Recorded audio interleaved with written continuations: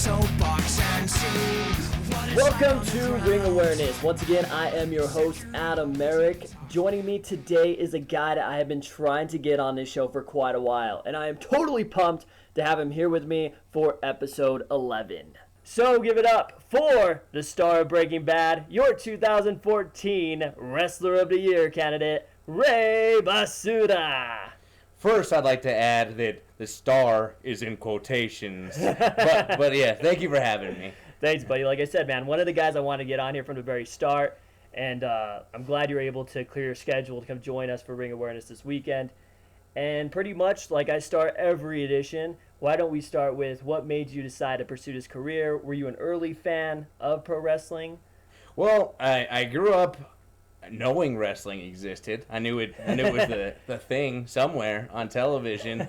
But I really, like, as a younger child, didn't really watch. I remember occasionally as a kid, like, I would see Sunday Night Heat, and it'd have, like, the highlights from Raw, and I'd watch it for a little bit while everybody was just off doing their own thing, but I never really, like, paid a lot of attention to it.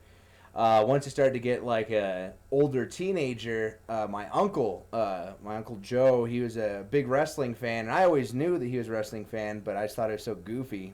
Mm-hmm. Went out to go visit him, and he just kind of, explained wrestling, like, in a new light. He's like, I'm looking at it all wrong. He said, you gotta look at it this way, and he started to explain to me about how it is, sports entertainment, and even though, like, I knew it was sports entertainment, I never really, like, got it. And then, I was hooked. Like, it just something clicked. I just couldn't think of it any other way, and I wanted to see how it was, and it was like watching, like, magic. Really? Yeah, just like I wanted to see how everything was done. I wanted to see who all was out there. Like, it just made me look at everything in a new light. And then, I started meeting other friends that liked wrestling and found out that there was a lot of people out, like, that were my age that liked the stuff. And then so we'd talk about it all the time. And then as I started getting older, I just, we'd mess around. We'd fight beat up on each other and stuff. I really wasn't doing much after high school. I graduated and told everyone I was moving out to California and I was gonna do this, that, and the other, and it didn't work out. I just was kind of like stuck in a lull. And my buddy Kyle Hawk, he was up here in Albuquerque, and he had met the wrestling company here, and he'd been wrestling with a couple different people, and he's like, hey, wrestling is always fun. He's like, you should come up and try it. And so I decided to come up and look and see what it was about. And then I was like, well, we'll see, man. I don't know. And then I was like, okay, well, let me go up there, look at apartments and stuff. So I was just about to leave, and I lose my job in Carlsbad. And I'm like, well, that's good. So then I came up here and saw it, and I was like, well, I guess that's a sign. I mean, shit or get off the pot. So I just did it. I was like, I don't have anything else, like, going on for me. I just needed to do something drastic. So moved up to Albuquerque, and I met up with the DWO up here. Was introduced to a lot of really good talent in the Albuquerque area. Oh yeah. I was trained with Rocky Penasco, like, right out the bat. I had to thank him, like, a ton for just everything. That guy had us in the ring, like, 5 days a week. We were there almost every single freaking day, and he'd, we'd do ring work, we'd go to the gym, ring work in the gym, and like, until I got a job, he was just killing me, and it was great. And then Mosh Pit Mike and his tag team partner at the time, the Widowmaker, they came in there and they taught me how to be a big man, like, and it was nothing that I thought it was gonna be. But everything I'd hoped it was be. They just really just beat the crap out of me, and I never expected it was going to be so hard. And it just has been probably the most rewarding experience I've ever, like, had the opportunity to live Nice. through. Yeah. That's awesome. So were you you were older as you got introduced to wrestling? You didn't start off as a young guy? No. I was probably, like, I mean, I guess I wasn't that old, but, most kids are watching when they're, like, 6, 7, 8 years old. Yeah. I didn't really start just wanting to know everything that was going on until I was, like, maybe 14, like 15, and I just, like, wanted to watch every pay-per-view. I just wanted to watch, like, I couldn't miss a Thursday night SmackDown. I couldn't miss a Monday night Raw. Right. And then it's just and that's the bad part is I had so much history to go back and learn on. So I had to go back and relearn WCW. I had to go back and relearn about all these different guys. And still today, people are like, "What? You don't know so and so?" And I'd be like, "No." And they'd be like, "Dude, what the heck's wrong with you?" And then I had to get on YouTube and start watching all this stuff. And I try to watch like everything I can to try to learn. But wrestling's been going for so long, and like people tell you, you're always gonna be learning something new, which is another thing I really enjoy about the business. Is that there's always something you can pick up and learn and see. And What do you say? Once you stop learning, it's done, and really nobody is done learning ever. So yeah. So are you still like kind of jumping up a little bit? Are you still as passionate? I mean, it seems like you're extremely passionate about wrestling. Not saying that you're not now as far as watching the product. How well do you still follow WWE now that you've trained and you kind of know the secrets of the sports entertainment? Well, I like watching when I can, but whenever I moved up to Albuquerque, I had next to no money, so I didn't have cable, I didn't have internet, I didn't have anything, so I was living in like these practically druggy apartments. It was some shoot 'em ups, and anyone who lives in the Albuquerque area knows the Warrens. They're bad news, but I lived there for a good while, and I didn't have really much going on, and I tried to follow it pretty regularly before I moved, but after that I spent like a good year and a half without really access to like what was going on. Oh yeah. But it allowed me to really focus on what's going on, like at least around me. And so I try to watch it when I can now that my situations have gotten much better where I have access to those things. But I go through stints, really, depending on my work schedule, at least through my 9-to-5 jobs, whether I can find the time to follow it. But I try to see what's going on and try to stay in the know. Nice. Yeah. So how did you come about? I know initially when you started wrestling, as far as with DWO, you were billed as a trash king. And then I think after, it wasn't too long after you developed the Wrestler of the Year persona, started doing those awesome videos, which I still enjoy. How did you decide to make that transition to doing the trash king gimmick to moving on to something completely different with the Wrestler of the Year candidate? Well, there was a long process I kind of went through, like trying to find myself and find what kind of worked. Another thing is growing up, whether wrestling was always like something I was interested in or not, entertainment since I was a child has always been like my passion. So it's nice to find a field that a guy being 6'3", well over 200 pounds can find a way to really get in the entertainment field. But at first I thought I wanted to be the garbage man. I wanted to be the garbage man, Ray Tavares. And I was like, man, I can't even chant that. Like, I was like, I can't even get behind that. And then I was like, well, I'm a trash talker. I can maybe be like the trash king. And like, I tried to run with that for a while. And, it wasn't bad. And that's how I kind of came up with the Ray Basura name. It really kind of flowed off the tongue for me. Ray Basura is not your real name. No, it's not. Breaking news. Yeah, sorry. This just in. But yeah, Ray Basura was the name that they came across, and it seemed to roll off the tongue. It sounded like a wrestler, and for anyone who doesn't speak Spanish, they're just like, well, that's a cool name. But anyone who speaks Spanish, found out that means trash king. So it just kind of, that's how I came across that, and I just didn't feel like it gave me a whole lot of opportunity to show what I had to offer in entertainment wise. The king gimmick's been beaten to death. Yeah, beaten to death, and so I was like, okay, I got to figure something else out. And occasionally I'll drive home to Carlsbad, where I'm from, and there's one certain trip where I think actually my radio was broken, so I just was sitting in dead silence for like 4 hours, and I was thinking about an episode of Family Guy. And it was this one where Peter was doing a PSA, and he just kept putting his foot up on a chair, and I don't know why. I kept thinking that, and I was like, man, it'd be funny if I could do like a Trash King video like that. And I was like, keep coming up, and then I started thinking more and more, and I was like, well, what would I be doing a PSA on? And I was like, I don't know, I could run for something. And I just kept putting more and more into it. And by the end of that 4-hour trip, like I had this whole persona built up where the whole Trash King thing was done. I was just gonna be like Ray Basura, Wrestler of the Year candidate. And Nice. I was thinking, okay, I could do suspenders. I can, throw the jacket over the shoulder. I can have I can just do all these different videos. And I just thought of this whole different just thing that I was like, man, the possibilities are endless. Maybe it's been done in variations, but I can't think of anything that's been done like this directly. So and I just went with it and ran with it, and it's been good for me since. Yeah, they've been highly entertaining videos. If you guys haven't seen any of these videos, go to Ray Basura's YouTube channel. What do you know your YouTube? It's just Ray Basura. Ray Basura. Look him up. All of them are classic, and they're all memorable. I've been fortunate enough to shoot a couple of them. I remember going where we went to the Tram and then we went to Hinkle. Yeah, the Hinkle one I really really enjoyed. I got a lot of weird looks, and then those are fun. Yeah. Do you have a favorite one that you've shot out of all of them?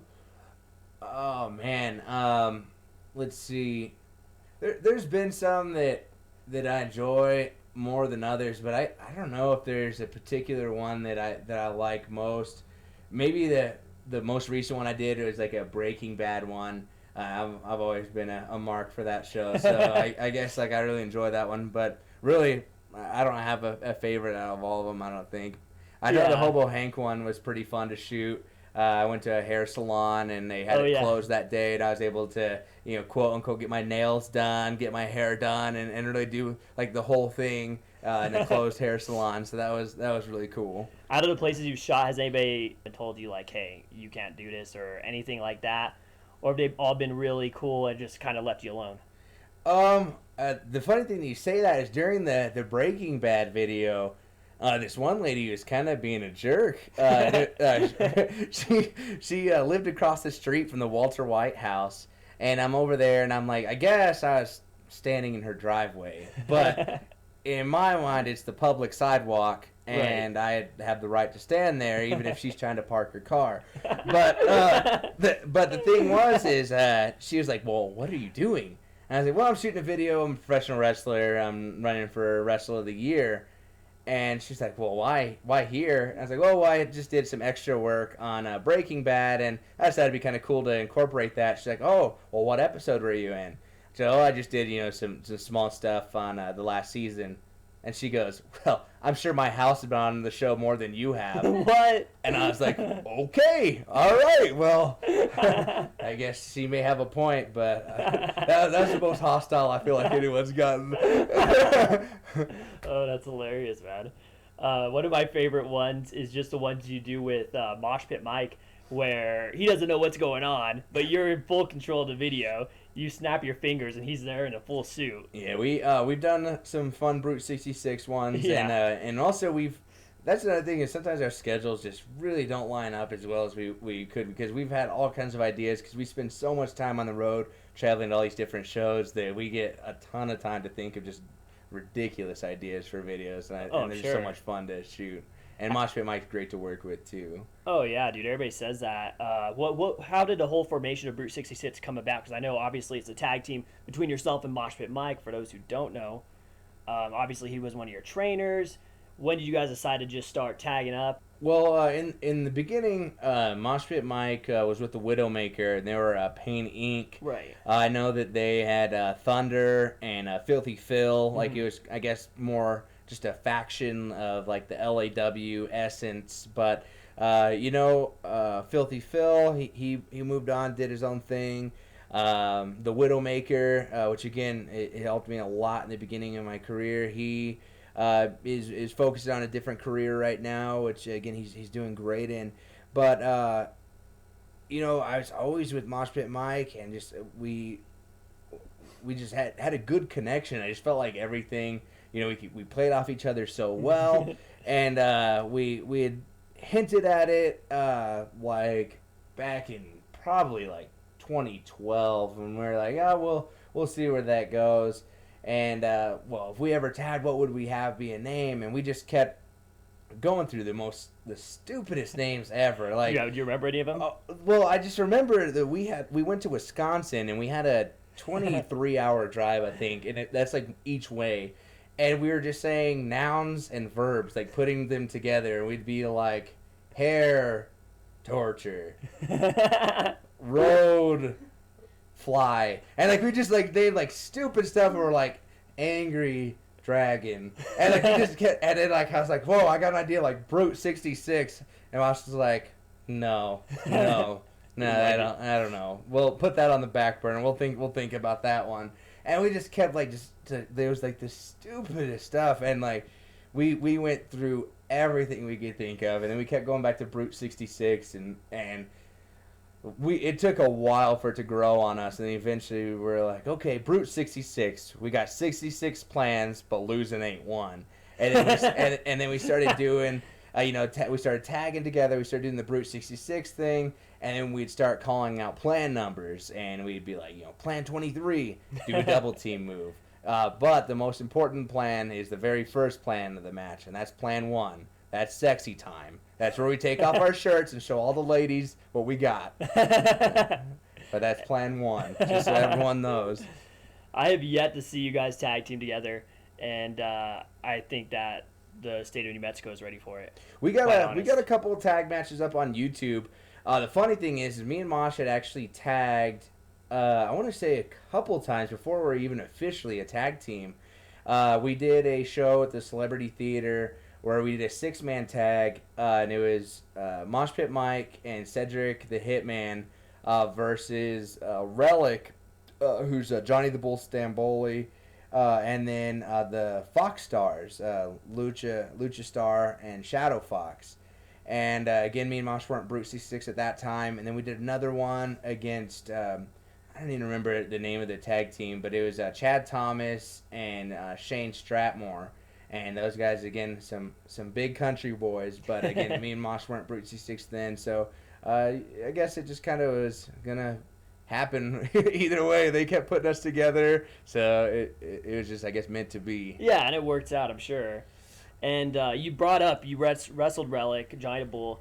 You also had a huge match over in SCP, and you were SCP champion at the time, correct? Yeah. And you wrestled a triple threat match. One of your opponent's challengers was wrestling legend, now retired, Jerry Lynn. Yeah, Jerry Lynn. That was such a just amazing experience for me. Now I've had to go.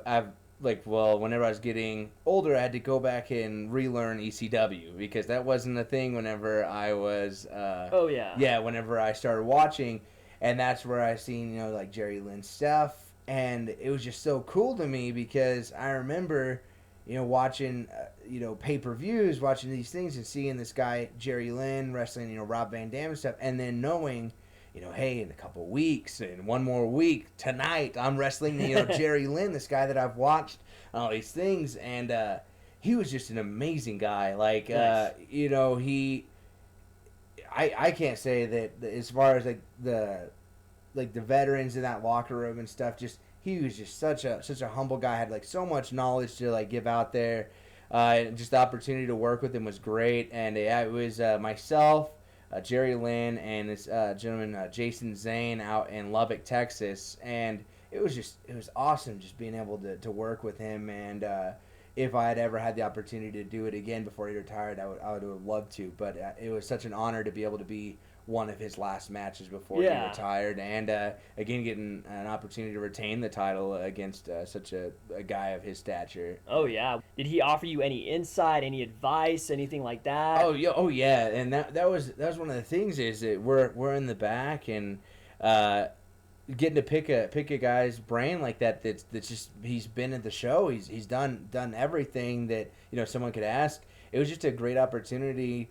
I'm not going to go into too much detail on what he was able to tell me, but it was great to be able to sit down with him and just really just hear everything he had to say. And there was so much knowledge he was able to give me from being face to face with him. And then after the match, he gives me tells stories about everything that he's done. It was such a great event. Yeah. Nice. So was he able to give you good feedback after the match? As far as how the match went. Yeah, and that was the thing too, is that I'm still relatively young in the wrestling business, so whenever I get opportunities like that, I get to really see room for improvement, and I always want to keep trying to get better and just keep pushing myself forward. If I'm not moving forward, what's the point? Is really what I think. Oh yeah.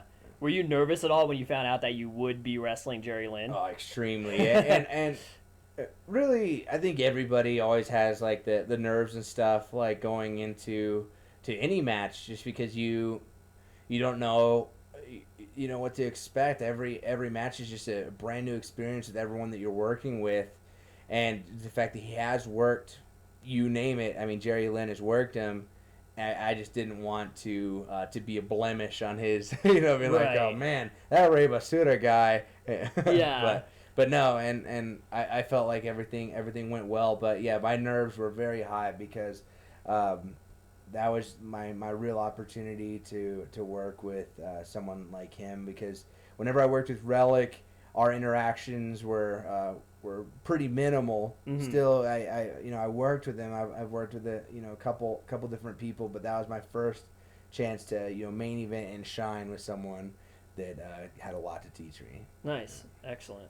One of the things that Jerry Lynn obviously is known for, wrestling with ECW. ECW is kind of known for their hardcore-esque wrestling, and I know that you've delved in a little bit into a version of hardcore death matching. What are your comments? Because sometimes it's looked down upon. Do you have any comments? Do you look down upon it at all, or what are your comments about it as far as it being viewed in that light? There's a lot they can go into it. I personally don't enjoy death matching. Okay. And I think that anyone who enjoys being in a death match has something wrong with them, because they hurt, and they hurt a lot. But I will do them on occasion, and I have worked my fair share of them. Oh yeah. But it's there was someone a lot wiser than me that said that death matching and wrestling and all that stuff is a lot like ice cream.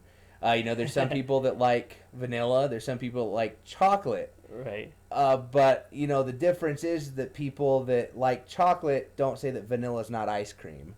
So there's people that go and say that death matching isn't wrestling. It's just a different part of the show. It's a different style, and the people that are able to go and just destroy their body. People like Madman Pondo. Oh yeah. Mosh Pit Mike. Heck, that guy's done his fair share of death matching, and it just they put their body through a ton. And anyone saying that they're not putting out a product that people can enjoy, it's just ridiculous, because there is so much a demand for that brand of entertainment. And if I'm booked on a show and that's what they want from me, I'm going to go out there and I'm going to give it to the fans.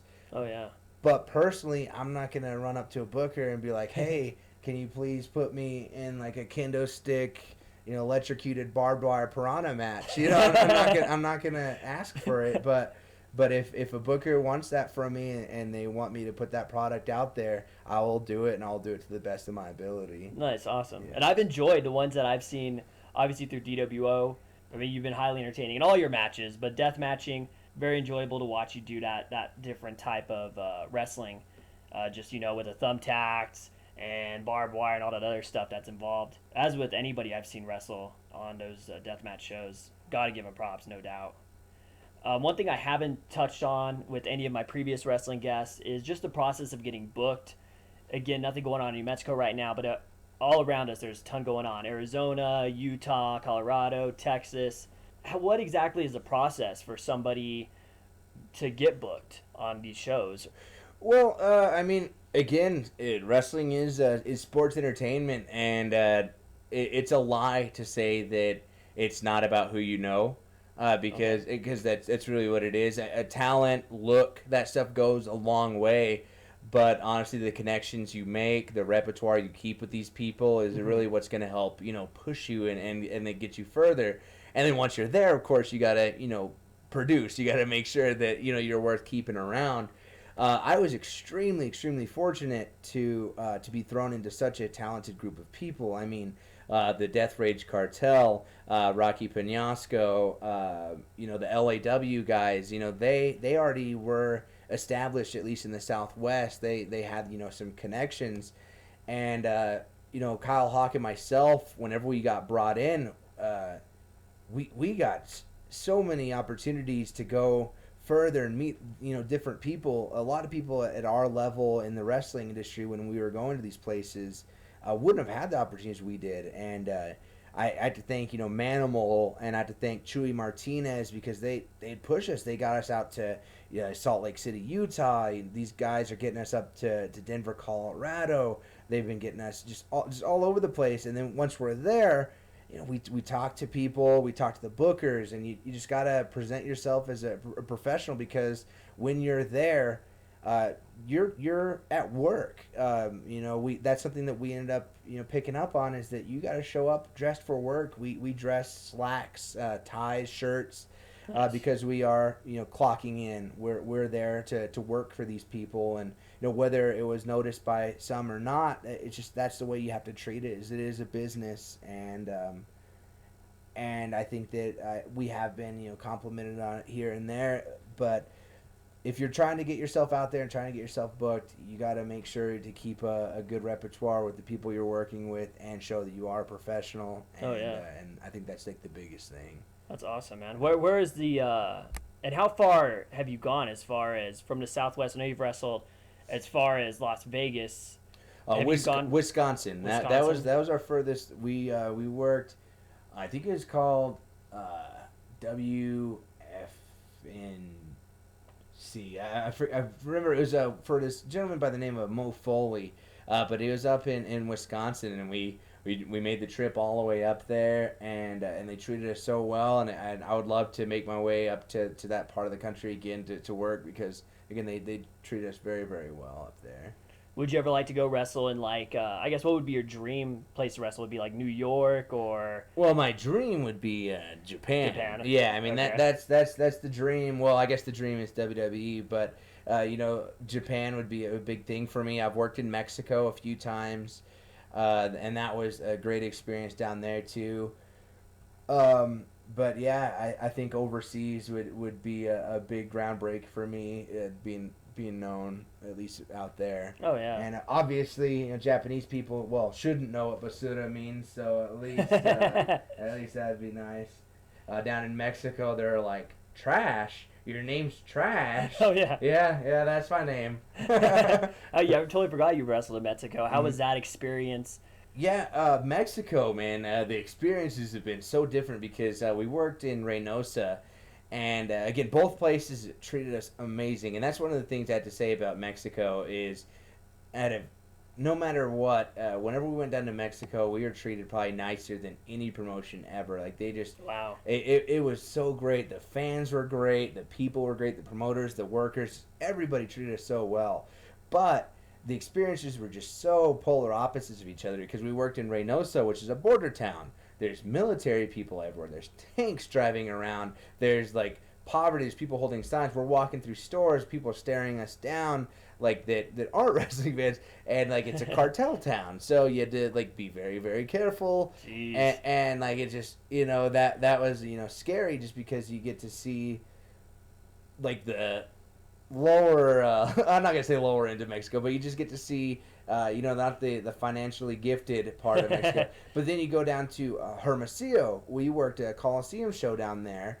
And again, the promoters treated us awesome. The fans treated us awesome. And that place is practically like going to El Paso. Like, there's Applebee's, there's Burger King. Really? Yeah, and it was just so commercialized. Wow. It almost didn't feel like Mexico. Like you're out of the state. Yeah, like I could go to the war zone down there and find just as many people that speak English. They're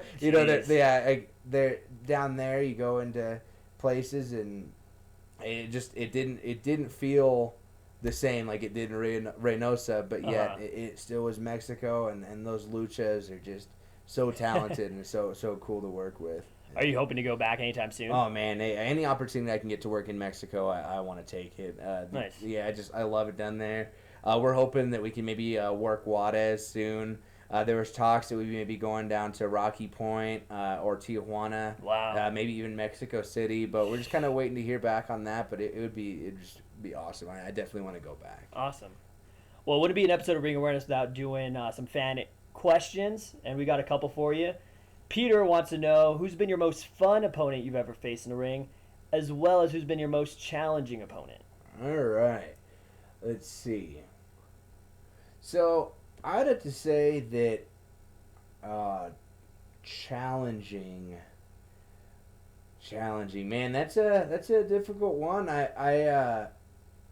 There's a couple that I can go with. I'm just gonna go with the first one that I thought of.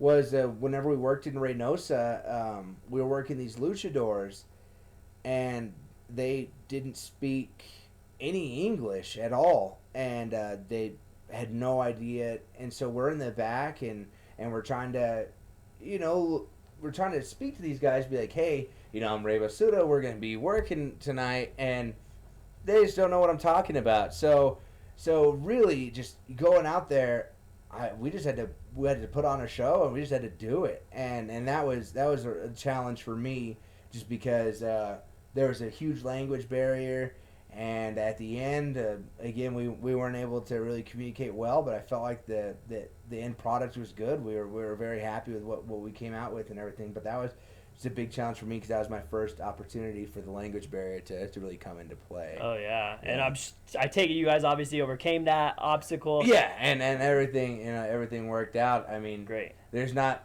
a difference in English or Spanish when you're punching a guy in the face, or he's kicking me in my head. It's just like you know what that means, right? Yeah, there's nothing there. The funnest opponent, I would just say just Kyle Hawk. I've known the guy since 6th grade. I practically grew up with him, and just anytime I can get to work with him, it's just fun, just because it takes me back to the old days, when we were growing up and stuff, and really he puts it in, like we really lay it into each other, just because we know each other so well. Oh yeah. And that's one of the fun things too, is that there's no question, it's just so comfortable with each other, and that's awesome.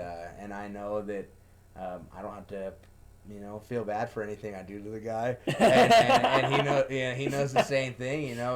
He kicks me across the nose, and blood is nothing, because we've gone through everything. So that's a cool thing. I always have fun with him.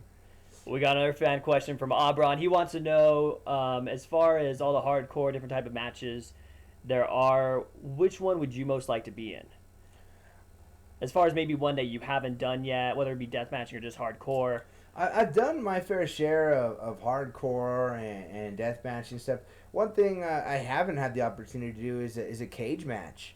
Oh, okay. I think that'd be a lot of fun. I've never had the opportunity to be in one, so I think that would be a great chance to work something new. Yeah, definitely. Well, okay, that's not, I guess, full truth, because in Wisconsin, I'm planning to go out there and wrestle a regular hardcore match, and I walk out and there's a cage, and I'm just like, oh, okay, a cage. I did not expect that, or did I know that was going to be out here? And I did wrestle in it, but I'd like to wrestle a match where I knew that I was going to be in a cage and had a little more prep to really get that mentality of what I was going into, because I didn't feel like I got to utilize it to its full ability, just because I wasn't in the mentality for a cage match. And, and I think that getting another opportunity to do that would be cool. Or maybe like a Hell in a Cell or Elimination Chamber, but of course any type of cage would be something I'd like to go into. Nice. Yeah. Well, great stories from Ray Basura. We're going to switch gears a little bit, because this Sunday we've got WWE Payback, and we're going to make our predictions right now. We've got a pretty decent show going on, coming off the heels of Extreme Rules, and we're going to start off with the pre-show match, El Torito versus Hornswoggle. This is going to be mask versus hair. Now, I know you told me you missed the epic WLC match. It was awesome. Rest assured, it was great. Who do you like in this match, man? I don't know. That's it. people they think it's funny, but I mean, I guess at the end like of it, at the end of it, we're all winners. That's it. We're all winners. I mean, you see little people fighting. I guess everybody wins. So that I think the fans win. That's my prediction. The fans are gonna win. The fans win. I would agree with you, but I'm gonna officially go with El Torito just because. Is he really gonna lose the mask? I don't think so. Hornswoggle was more likely to lose his hair. Now we're gonna go to. I hope we find out that El Torito is actually Dominic, Ray Basura's son. That's what I hope we find out. If he loses the mask, I hope it's Dominic. The big swerve. Yeah. Dun, dun, dun. Let's jump to Big E taking on Rusev again, coming off of just destroying everybody. He's apparently still continuing his white supremacy. Having defeated Xavier Woods, R-Truth, Kofi Kingston. White supremacy? Well, he's not white, but he's defeated all the black superstars in WWE. You said white supremacy? I feel like that's pretty racist. Well, I mean, he's defeated all his black guys. Ooh. Is that not racist? I guess. I didn't even think of it that way. I mean, I don't see color, Mr. Merrick. No, leading into this match, I feel like we're gonna get to see Brock Lesnar Goldberg 2. Oh wow! Yeah, that's what you know. That's not a good prediction. No, I don't think that's. But I guess probably Rusev. That's my vote on that. I agree with you on that. I kind of dig in the whole him with Lana. White supremacy. That's rough, man. It was rough. I call apologize. Rusev Hitler. He is now from Russia. Yeah, but white supremacy. Hey, the proof is in the pudding. All right. Let's move on. We're going to go to the Divas title match. Paige is defending against Alicia Fox. Alicia Fox now has this new gimmick where she just goes crazy at the end of matches. Do you care about this match, Masuda? This match makes you want to go crazy.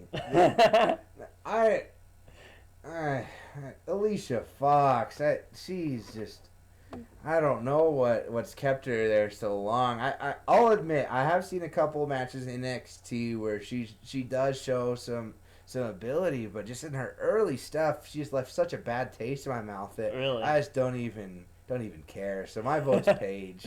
Paige to retain. I'm going with you on that as well. We got another title match. The United States title is on the line. Cesaro challenges Sheamus, who just won the belt, I think, at the top of the month. Who are you going with? I'm a big Cesaro fan. I mean, that's one of the good things, at least I've noticed about WWE lately, is people get so angry with it. But I love the emotion that they can get out of people, and I think that's really what wrestling should be all about. People. They hate it so much whenever so-and-so wins or so-and-so loses or they do such and such with whatever.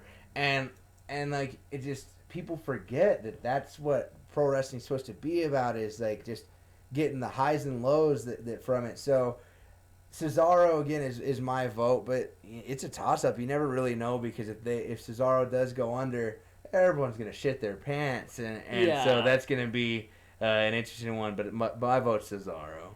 I think it's going to be... I think there's not going to be a clear-cut winner. I think Sheamus is going to win by disqualification. But that's because the white supremacy in Sheamus. Of course, exactly. Yeah. I mean, come on. So I think he's going to retain his belt because he's going to win by DQ and further this feud. Sheamus, not a fan of, obviously, but he'll still remain U.S. champion. Intercontinental Championship match. Rob Van Dam challenges Wade Barrett. Bad News Barrett. I had to go with the fan favorite RVD. I've always been an RVD fan, so that's where I have to go. I think Barrett, again, just won the belt last month. I can't see him losing it this early. RVD's just being fed to him, I think, unfortunately. I hope it'll be a good match. I really like Barrett, really like RVD. We'll see what they can pull out together. I'm not digging the Bad News Barrett thing. You don't like it? I don't know. I'm on the fence about it. I mean, it is something. Joe Quesada told me that he wants Bad News Barrett to deliver bad news to him if it should ever come about in his life. Well, I have bad news for Joe Quesada. It's not going to happen. He could probably hear me right now, right? I know, it's not even... Oh, yeah. It's because he has big ears, everyone. Joe Quesada has large ears, and he can hear me. One of the things that's going down at Payback is, I don't know if you're following the whole Daniel Bryan situation, but he's either going to have to forfeit the WWE World Heavyweight Championship, or Stephanie McMahon is going to fire Brie Bella, his wife. Do you think he forfeits the belt? I don't think he forfeits the belt, but there is another Bella twin, so I mean, if all else fails, there's a fallback here. You got with the one diva who has a twin. Yeah, so Don't see it happening. He'll remain champion. yeah, I don't see him forfeiting the belt. How about the last man standing match? Bray Wyatt going up against Cena. This is pretty much a tie-breaking match. Cena winning at WrestleMania, Bray winning last month at Extreme Rules. How are you digging this whole feud? I haven't been able to keep up on it as much as I'd like to, but I did watch a little bit on it, and a lot of people they diss on Cena, but I give props to Cena. Like Cena, he goes out there and he puts on a good show, and he does his thing. I really, really enjoy the stuff that the Wyatts are doing. I always think it's really entertaining to watch. Some stuff is a little more out there than others, but I do like that they're trying new stuff because we've never seen it before, and it's kind of refreshing to see new material, whether it's repackaged and stuff. Being Cena, it is still new material that we're seeing. I do think it's going to be good. I honestly can't think of a Bray Wyatt match I've watched that I didn't enjoy. So I think it's going to be good. And again, my vote is hopefully on Bray Wyatt. But regardless, it's just going to be a good match. I totally agree. I hope it's going to be a great match. They've done some really cool stuff so far in the last two pay-per-view bouts. I'm going with Cena, though, just to end the feud. It seems like it's kind of run its course a little bit. So I say Cena puts nail in the coffin, defeats Bray, and they both move on to hopefully new things. And finally, the main event, we're going with the six-man elimination match. Evolution takes on the Shield. I love the stuff that the Shield's doing, and it's kind of cool because whenever I first started watching, that was prime Evolution time. That was whenever you had Randy Orton just starting, you had Batista, Triple H, Ric Flair, and they were all over the place, and I loved it. So I kind of marked out a little bit whenever I saw them get back together. I was a little bummed out that they didn't let Flair join the bandwagon. They decided to kind of let that run off, but no, I think that's going to be great, and I do think that's going to be a show stealer. It's going to be a toss-up between Cena and Bray, or the Shield and Evolution, but I really think the Evolution knows how to steal a show, and they're gonna find a way to do it. But yeah, my vote's for Shield. Really? Yeah. Wow. Their match last month was epic. They really did pull out all the stops in that one. I'm going with Evolution again, so they can kind of get the one up on the Shield and probably head to the next pay-per-view for probably the tie-breaking match. But we'll see. Again, Payback is this Sunday. And once again, I got to thank my guest, Ray Basura, for coming down. Finally being able to do so. If people want to contact you, again, look at your videos. They're on YouTube, but contact you on Facebook, Twitter. You're on both, correct? Yeah, I mean, you can pretty much find me on just about everything that you want to. Twitter, Ray Basura, Facebook, YouTube. I have Instagram. You can really just follow me in any way, and I love responding to people. So if you guys ever want to send me a message, comment on my stuff, I love the fan interaction. So I'm always up for it. Nice, awesome. Well, thank you again, my friend, for coming by. And this is Adam Merrick signing off. But I want to leave you with this last phrase. That's the ticket.